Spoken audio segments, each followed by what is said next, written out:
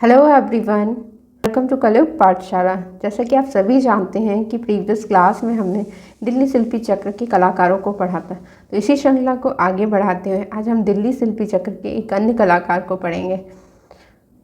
Notes के लिए आप मेरा टेलीग्राम चैनल ज्वाइन कर सकते हैं, जिसका लिंक मैं डिस्क्रिप्शन बॉक्स में प्रोवाइड कर दूँगी। तो आप वहाँ जाकर नोट डाउनलोड कर सकते हैं और पढ़ सकते हैं। तो चलिए स्टार्ट करते हैं आज के कलाकार। हमारे आज के कलाकार हैं दिनकर कौशिक साहब। ठीक है, चलिए स्टार्ट करते हैं। इनके जन्म के बारे में जान लेंगे। इनका जन्म हुआ है 1918 में। कहाँ पर? धारवाड़ कर्नाटक में। कहाँ पर हुआ है? धारवाड़ कर्नाटक। इनका जन्म कब हुआ है? तो 1918 में हुआ है। कहाँ पर? धारवाड़। ये जगह कहाँ है आपकी? कर्नाटक में है। ठीक है, नेक्स्ट है इनकी शिक्षा के बारे में देख लेंगे। तो इनकी शिक्षा हुई है कहाँ पर? शांति निकेतन में। कहाँ पर? शांति निकेतन में हुई है। कब से कब तक? तो 1940 से लेकर 46 तक। कहाँ पर हुई है? शांति निकेतन में हुई है। कब? 40 से लेकर 46 तक। ठीक है, व्यवसाय से ये क्या थे? तो व्यवसाय से दिनकर कौशिक साहब एक चित्रकार थे। ठीक है, क्या थे? चित्रकार। चलिए अब इनकी मृत्यु के बारे में देख लेंगे। इनकी मृत्यु हुई है 13 फरवरी 2011 को। कहाँ पर? कलकत्ता शांति निकेतन में। ठीक है, कहाँ हुई है? 13 फरवरी को हुई है। ठीक है, सन 2011 में हुई है। कहाँ पर? कलकत्ता में हुई है। कलकत्ता में कहाँ पर? शांति निकेतन में। ठीक है, नेक्स्ट है इनकी पत्नी। तो इनकी पत्नी थी कौन? पुष्पा। कौन थी? पुष्पा।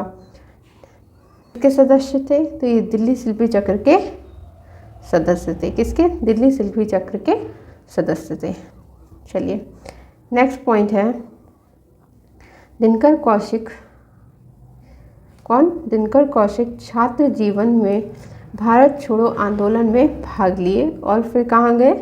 जेल गए। ठीक है, तो दिनकर कौशिक ने किस आंदोलन में भाग लिया था? तो भारत छोड़ो आंदोलन में भाग लिया था। ठीक है, जब ये छात्र थे तब। ठीक है, भाग लिया था और कहाँ गए थे? ये जेल गए थे। ठीक है, नेक्स्ट है दिनकर कौशिक लखनऊ कला विद्यालय के प्रधानाचार्य हैं। तो आपसे पूछा जा सकता है कि दिनकर कौशिक कहाँ के प्रधानाचार्य हैं?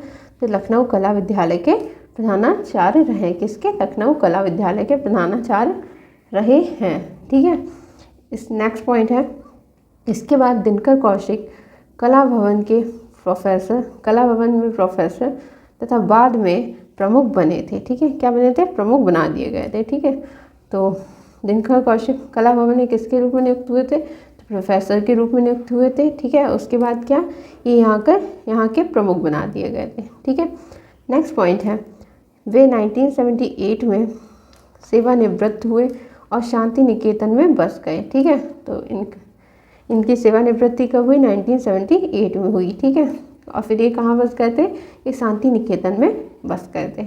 नेक्स्ट है शांति निकेतन के आधार स्तंभ कलाकार कौन कौन थे? नंदलाल बसु थे, विनोद बिहारी मुखर्जी, राम किंकर बैस से ये प्रभावित रहे हैं। तो आपसे पूछा जा सकता है कि दिनकर कौशिक किससे प्रभावित थे? तो शांति निकेतन के जो आधार स्तंभ कलाकार थे कौन कौन थे? नंदलाल बसु से प्रभावित थे, विनोद बिहारी मुखर्जी और राम किंकर बैस से प्रभावित थे। ठीक है, नेक्स्ट है कला भवन के प्रमुख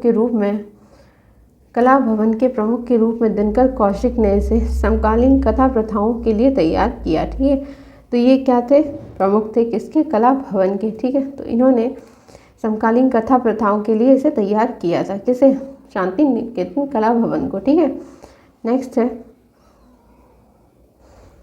उन्होंने मूर्तिकार सर्वरी राय चौधरी तथा अजीत चक्रवर्ती की नियुक्ति की थी। कहाँ पर की थी? तो कला भवन में की थी। किसकी नियुक्ति की थी?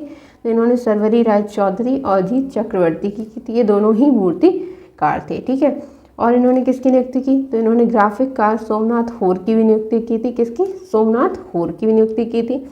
और चित्रकारों में इन्होंने लालू प्रसाद शाह, सनतकर जैसे शिक्षकों को आमंत्रित किया था। ठीक है, तो यहाँ पर इन्होंने और किसको आमंत्रित किया था? लालू प्रसाद शाह को और सनतकर को। ठीक है, ये दोनों ही शिक्षक थे। ठीक है, और इनको आमंत्रित किया था। कहाँ पर? कला भवन में। ठीक है, नेक्स्ट है नंदन मेला।